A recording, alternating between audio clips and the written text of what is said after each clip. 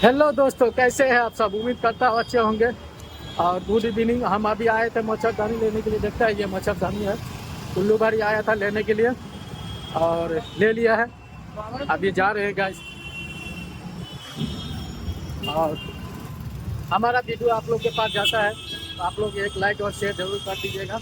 अभी हम ब्रिज के नीचे में है, देखते हैं ब्रिज के नीचे है से हम जा रहे हैं अभी। और अभी ब्रिज के नीचे में है, देखते हैं गाड़ी घोड़ा गाड़ी कितना चल रहा है गाइस। और अभी और मालिक का गाड़ी लेकर के आया था। और रमज़ान भी चालू हो गया आज से। और आप लोग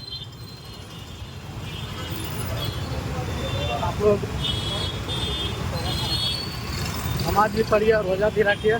और मेरे लिए भी दुआ कीजिएगा क्योंकि बरकत का दिन आ गया है। मेरा वीडियो कैसा लगा कमेंट करके जरूर बताना। बाबा।